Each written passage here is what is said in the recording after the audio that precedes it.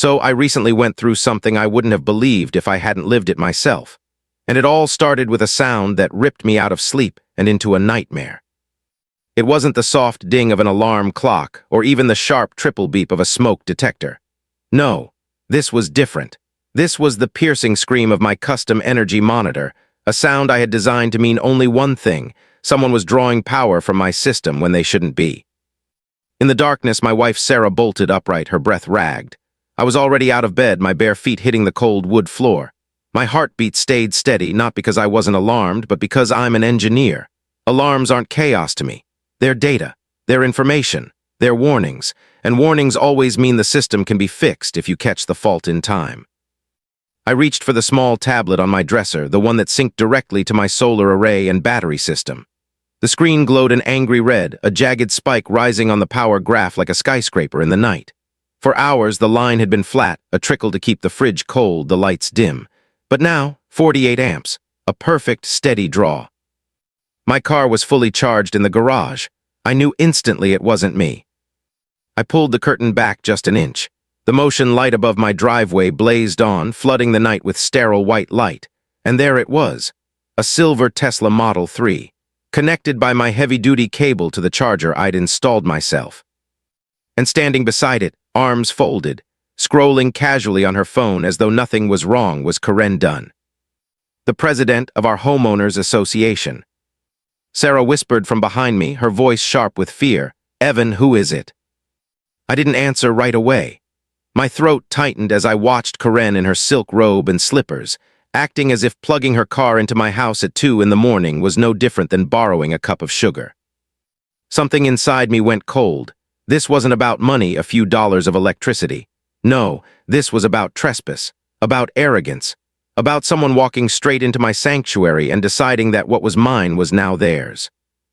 I forced my voice steady. "It's her." Sarah's breath caught. She didn't need a name. She knew. Everyone in our neighborhood knew what Karen was like. She ran the HOA as if it were her personal kingdom. Fines for grass a quarter-inch too long. Letters for trash cans visible for minutes too early. Yet her roses spilled into Tommy's yard like a hedge of thorns, and somehow that was enhancing community aesthetics. I pulled on my jeans, ignoring Sarah's warning. "Evan, be careful. You know how she is." Yes, I knew exactly how she was. The air outside was cool, the concrete biting against my bare feet as I stepped into the driveway. The only sound was the low hum of electricity, my electricity feeding her car. "Good evening," she said smoothly, without a trace of shame. "Or I guess good morning, isn't it?" Her smile was thin, smug. "Karen," I said evenly, "what are you doing?" She waved one hand lazily at her Tesla. "Just topping up. Busy day, forgot to plug in, you know how it is." "No, I don't know how it is, because this isn't a public charging station. This is my home." Her laugh was soft, condescending. "Oh, Evan, don't be so dramatic. We're neighbors, we're a community. That's what the C in HOA stands for, community. This is a wonderful community feature you've provided." She patted my charger like it belonged to her. My jaw clenched. I didn't provide it for the community. I installed it for my car with my power that I generate from my solar panels. She tilted her head, her voice dripping with false sweetness. "And we're all so proud of your commitment to green energy. I even wrote that lovely little feature on your home in the HOA newsletter. You're a shining example." I remembered that same newsletter, the one that arrived with a notice claiming my mailbox of 10 years was out of compliance. "This isn't a community charger," I said, firmer now. "It's private property you're stealing." Her smile vanished. Her eyes hardened, the mask slipping away to reveal the petty tyrant beneath. "Stealing, that's an ugly word. I'm the president of this association. I know a thing or two about community assets, and with its placement on the outside of your house, I'd argue this charger falls under a shared resource." Insanity, pure, twisted logic. "Unplug your car," I warned. She raised an eyebrow. "Or what? You'll cause a disturbance? I'm sure there's a bylaw against that too." I looked at her standing there, wrapped in entitlement, daring me.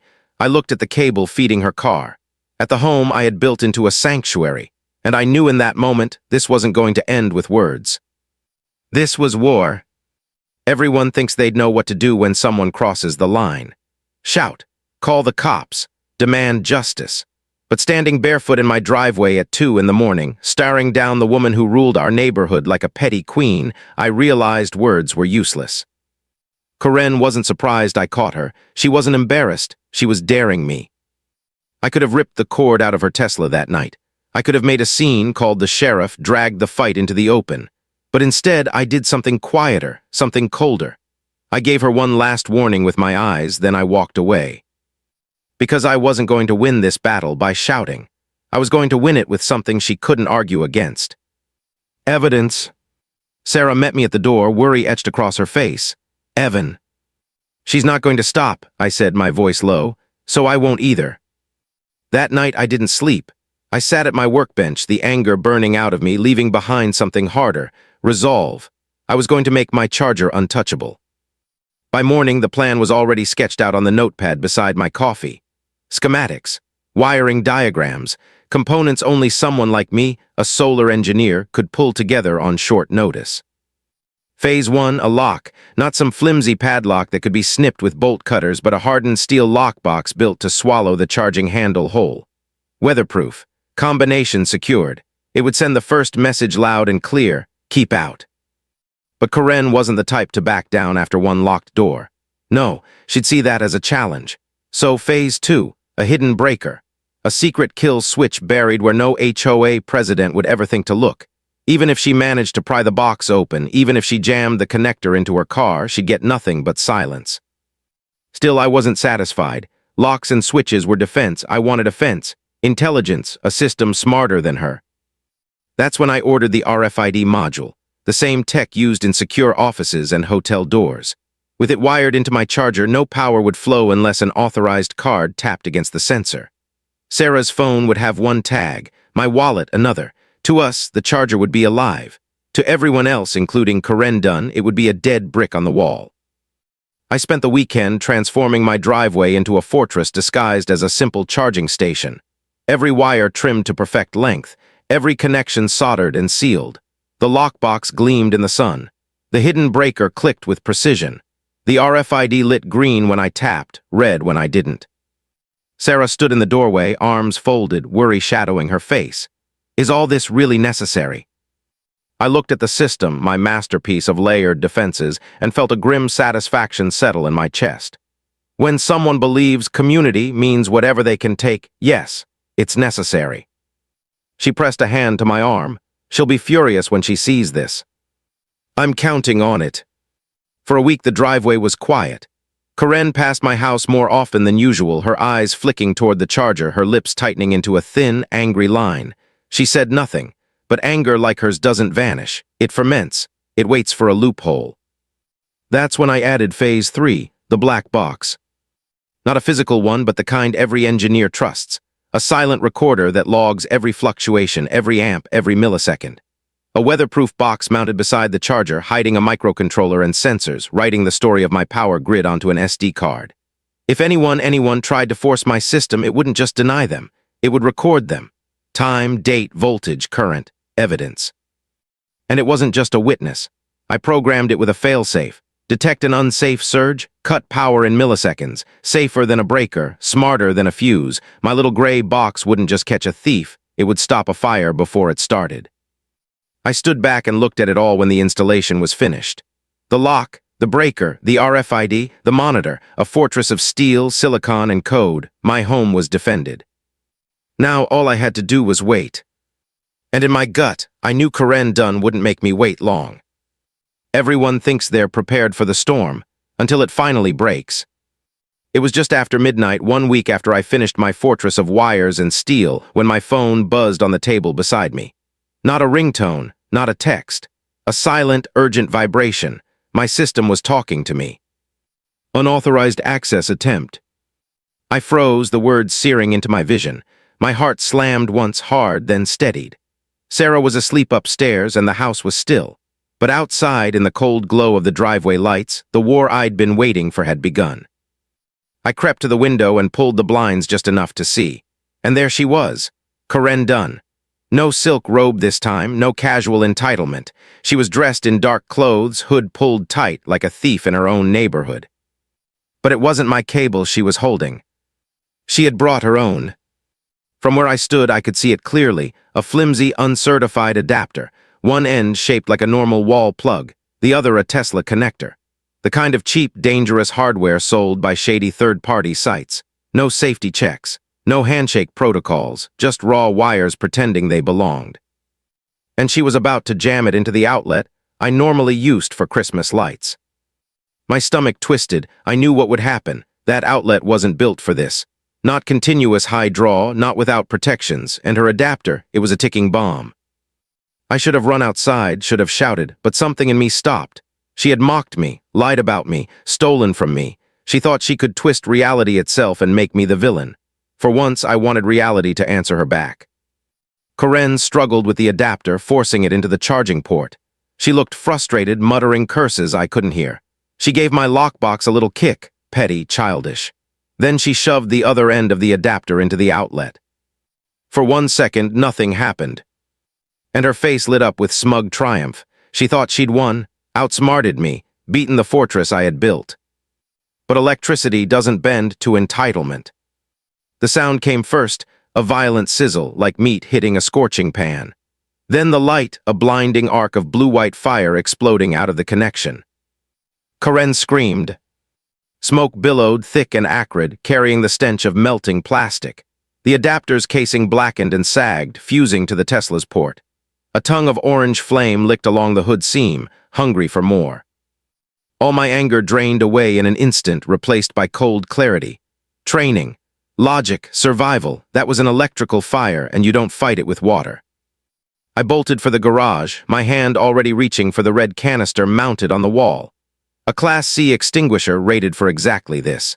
I yanked it free, pulled the pin, and sprinted out the door. "Get back," I shouted, voice sharp, cutting through Karen's frozen panic. She stumbled backward, tripping, landing hard on the pavement. Her wide eyes locked on the flames climbing her luxury car. I aimed low, just like they teach you. Squeeze, sweep, smother. A hiss filled the night as white powder blasted from the nozzle, coating the Tesla's side in chemical snow. The flames vanished in a heartbeat, smoke twisting into the cold air before fading to silence. It was over. My chest heaved. The extinguisher weighed heavy in my hands, my driveway a battlefield coated in dust, and the acrid stink of burned plastic. Her expensive Tesla now scarred, the charging port a melted ruin fused around the adapter she thought would prove her cleverness. Karen staggered to her feet. For a moment I thought I'd see shame. Gratitude, maybe, for saving her car from turning into a full-blown inferno. But what I saw instead was worse. Her fear hardened into fury. Her eyes narrowed, venom flashing as her lips curled into a snarl. "You," she spat, pointing a trembling finger at me. "You sabotaged my car." I stared at her dumbstruck. I had just saved her from a fire of her own making, and she was already twisting it. "Karen, are you insane? You plugged a cheap, illegal adapter into your car. It failed. I saved you." "Lies," she shrieked, voice cracking the night air. "Your charger, your faulty system, you set me up." The gall was staggering, but before I could respond, her eyes darted to the little gray box mounted beside my charger. My silent witness. Its red light blinked steadily, proof that my system had logged every attempt she'd made. Her expression shifted in an instant, panic, desperation. And then she lunged. I barely had time to react before she ripped the SD card free, clutching it like stolen treasure. And with a venomous hiss, she ran. You never think it will come to this, sprinting through your own neighborhood in the middle of the night, chasing your HOA president like a criminal. But when Karen tore that SD card out of my monitor box and bolted, instinct took over. I dropped the extinguisher with a metallic clang and ran. My lungs burned, my bare feet pounding the grass, my mind laser-focused on the tiny square of plastic clutched in her fist. That card wasn't just data. It was the truth, proof that could save me or destroy me if she twisted the story first. She was fast, fueled by desperation. She crashed through hedges, stumbled over flower beds, but kept running. Porch lights flicked on as dogs barked and blinds cracked open. Neighbors saw shadows racing across manicured lawns, me closing in, her glancing back with wild eyes. "She's trying to frame me," I shouted as I passed Tommy's house. His porch light snapped on, his startled voice answering, "What's going on?" But I couldn't stop, not until I had that card.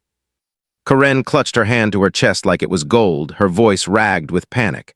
"Stay away from me! You assaulted me! Everyone will hear about this!"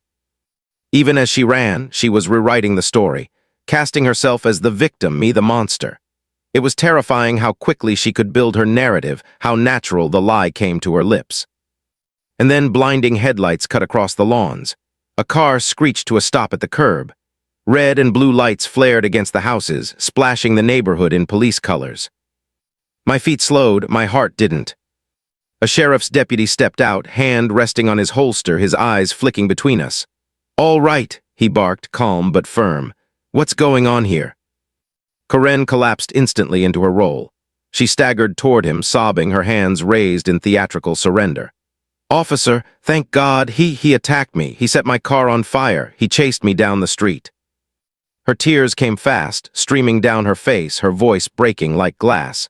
If I hadn't known the truth, even I might have believed her. I forced my breath steady, lifting my hands so the deputy saw I wasn't a threat. My chest heaved, but my voice came out calm. "Officer, my name is Evan Cole. I live right there." I pointed toward my house, the glow of the driveway lights still visible. "That woman is Karen Dunn, our HOA president. She has been stealing electricity from my private charger. Tonight, she used an illegal adapter that caused a fire." I put it out. "And then she stole the monitoring card that contains evidence of what really happened." "Lies," Karen shrieked, clutching her fist tighter around the stolen card. "It's his charger, his faulty equipment. He trapped me." The deputy held up a hand, his voice firm. "Ma'am, let him finish." He looked back at me, measuring every word. "You said she stole something." "Yes, a data card from my monitor box. It records every detail of my system, voltage, amperage, timestamps. It will show exactly what caused the failure." I locked eyes with Karen. "She has it in her hand right now." The deputy's gaze dropped to her clenched fist. "Ma'am, what's in your hand?" "It's nothing," she snapped, fumbling as if to shove it into her pocket. It's personal property." "Ma'am," the deputy said, his tone sharper now, "open your hand." Karen froze, the act faltered, her sobs dried to silence. Her chest rose and fell in rapid breaths. She knew the trap was closing. "Now," the deputy ordered. Slowly, reluctantly, she uncurled her fingers, and there it was, the tiny black square glinting in her palm. The deputy plucked it carefully from her hand, slipping it into a small evidence bag. His eyes shifted from her to me, then back to her. Understanding dawned. He'd seen this kind of performance before, the frantic tears, the wild accusations, the desperate clutch at evidence. The chase was over, but the war had only just begun. The silence was heavier than the night itself. The deputy held that tiny SD card like it was the crown jewel of the whole case, sealed inside a crackling evidence bag. Karen stood frozen, her face pale under the flashing red and blue, her act slipping as reality pressed down. But she wasn't finished, not yet. "She's lying," she said suddenly, her voice sharper now, fury breaking through the sobs. "He sabotaged my car. He's obsessed with me. He's been recording me." The deputy's eyes narrowed. "We'll see about that." He motioned toward my driveway. "Both of you back to the scene now." We walked the short distance, the night eerily quiet except for the crunch of gravel under our feet. My heart pounded, not with guilt, but with the fear that somehow, even with the truth on my side, she'd twist this in ways I couldn't imagine. The deputy's flashlight swept across the driveway, catching the extinguisher on the ground, the thick white powder still coating the concrete, the scarred and blackened charging port of Karen's Tesla. Smoke still hung faintly in the cool air, the bitter tang of melted plastic lingering like a warning. "This the adapter?" the deputy asked, crouching to examine the twisted lump of charred plastic fused to the car. "Yes, sir," I said, steady as I could. "Cheap, uncertified hardware, dangerous, not designed for high draw. It failed and caused a fire." The deputy didn't touch it, just nodded slowly, shining his light over the melted edges. His expression hardened. "Looks that way." Karen's voice cracked again, louder this time, desperate. "No, he rigged something. He's been tampering with my car." "Ma'am," the deputy said firmly, standing tall, "what I see is a third-party adapter melted into your charging port, and a homeowner with a fire extinguisher who put it out before it spread."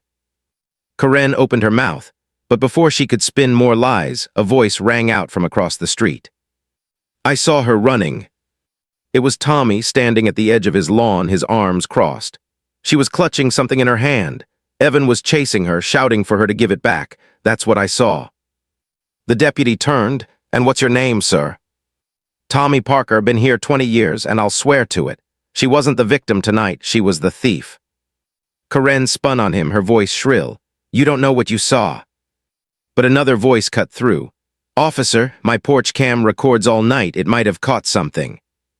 It was Mrs. Gable, standing in her doorway in her robe, phone already in hand. Karen's head snapped toward her, eyes wide with panic. For the first time, her mask cracked completely. A tiny, audible gasp slipped out. Because she had thought it was just her word against mine. But now, the neighborhood was watching. The deputy nodded at Mrs. Gable. "I'll need that footage." I felt something shift inside me. The fear that had wrapped around my chest loosened. For the first time in days, I wasn't standing alone against Karen's lies. I had witnesses. I had proof. The deputy slipped the SD card into his pocket, patting it like a sealed verdict. "We'll get the fire marshal out here in the morning. For now, I've seen enough. This isn't over, but I'll tell you this much. Your story doesn't line up with the evidence, ma'am." Karen's lips trembled. She didn't answer, couldn't. Because her kingdom of control was beginning to crumble. And all it took was one spark. Everyone thought Karen ran the neighborhood. But the morning after the fire, I discovered something she never expected. The neighborhood was ready to run her out. At sunrise, I walked door to door with a thumb drive in my pocket and a quiet determination in my chest. No speeches, no dramatics, just a simple question for each neighbor. "Did your camera catch anything last night?" And one by one, they said yes. Tommy handed me a clip from his doorbell cam, the audio crystal clear as Karen shrieked. "You set my car on fire," the lie preserved in perfect detail. Mrs. Gable gave me her porch cam footage, wide-angle video that showed Karen sneaking across my driveway, adapter in hand, the arc of electricity, the puff of smoke, and her panicked retreat. The Millers down the street. Their side yard cam captured her sprinting across the grass with the stolen SD card clutched tight. Piece by piece, the puzzle came together. By the time I loaded the files into my computer, I had what any investigator dreams of, a multi-angle, time-synced record of her crime. No commentary, no accusations, just the truth, raw and undeniable. Sarah leaned over my shoulder as I clicked play. On one screen, Karen's smug smile as she forced the adapter into place. On another, the violent arc of blue-white light tearing through the night. On the third, her screeching voice, blaming me for what she had done. "It's all here," Sarah whispered, her voice tight with both relief and disbelief. "She can't twist this anymore." But Karen wasn't my only problem. Lies travel fast, and damage sticks even faster. That's why when the phone rang and I saw the sheriff's number, my heart clenched. "Mr. Cole," the deputy said, professional, measured.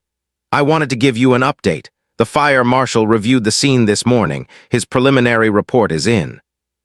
I gripped the phone tighter, and it's exactly what you told us, he said. The fire was caused by a catastrophic failure of the third-party adapter, evidence of a direct short circuit. Your equipment was not at fault. Relief poured through me like cool water, washing away the last trace of fear. But the deputy wasn't done. "We also analyzed the data on your SD card. It shows multiple unauthorized attempts to access your charger, then nothing. The card has no record of the fire itself because, as you said, she wasn't even on your system when it happened. That confirms intent. She tried to tamper with your property, failed, then created the hazard herself." I exhaled slowly, the weight lifting. "Thank you, officer, truly." "There's more," he added. "With the fire marshal's report, the neighbor footage we're collecting, and her theft of your property, Karen Dunn is facing some very serious questions." When I hung up, I turned to Sarah. Her eyes shone with a mix of pride and exhaustion. "It's turning, isn't it?" she said softly. "It is," I answered. "The system's working, not just mine, the real one, laws, evidence, truth." But truth has to be seen to matter. That's when the knock came at the door. A reporter, Jessica Wu from the local station, mic in hand, cameraman waiting at the curb. "Mr. Cole," she said, polite but direct. "We heard about the fire, the HOA president, the accusations. We'd like to hear your side." At first, I wanted to shut the door. I wasn't chasing headlines. I just wanted peace. But then I thought about the neighbors who'd suffered her petty fines, the basketball hoop citations, The wind chime warnings, the roses creeping into Tommy's yard while his trash cans earned him letters. Karen had tried to destroy me with a lie. Maybe the best way to fight a public lie was with a public truth. "All right," I said finally. "But we do it my way, every permit, every log, every camera angle. You get the whole story." Jessica smiled. "That's exactly what we want, the full truth." And for the first time since this began, I realized Karen Dunn wasn't just about to lose her grip on me. She was about to lose her grip on everyone. Everyone saw it, the whole city. At 6 o'clock sharp, the local news played my story on the evening broadcast. Neighbors gathered in their living rooms. Families leaned forward with their dinners untouched. And there I was on screen, not a criminal, not the villain Karen painted me to be, but a homeowner who had been forced to turn his driveway into a fortress just to defend himself. Jessica Wu's report was calm, clinical, devastating. She started in my garage, showing the permits, the wiring, the meticulous records that proved everything I built was safe and legal. She filmed the steel lockbox, the RFID access, the hidden breaker, each piece of my defense laid bare as evidence of caution, not sabotage. Then came the fire marshal's report. On camera, Jessica read it line by line. Catastrophic failure of third-party charging adapter, direct short circuit, no fault with homeowner's equipment. Her voice carried the weight of finality, each word stripping away the lies Karen had spun. Finally, the video. Jessica didn't narrate, she didn't need to, she simply pressed play. The screen showed Karen sneaking across my driveway, adapter clutched in hand. It showed her forcing it into her Tesla. The blinding flash, the puff of smoke, her scream. Then her voice ringing in the night. "You set my car on fire!" Clear, shrill, damning. When the segment ended, Jessica faced the camera with her closing words. "The sheriff's department is continuing its investigation, but what's clear tonight is that the narrative doesn't match the evidence. Neighbors say this incident is only the latest in a long pattern of disputes with HOA President Karen Dunn." The broadcast cut back to the anchor, but the damage was done. My phone buzzed almost immediately. "Evan, we saw the news. Good for you." About time someone stood up to her. "She's not going to bully us anymore." Message after message, call after call. The tide had turned. Where once Karen had ruled with fear, now her neighbors were rallying against her. The queen had lost her crown, and she didn't even know it yet. Sarah sat beside me on the couch, her hand gripping mine tight. "You did it, Evan," she whispered, tears glistening in her eyes. "You told the truth." "I just showed the data," I said, but inside I felt something more than relief. I felt vindication.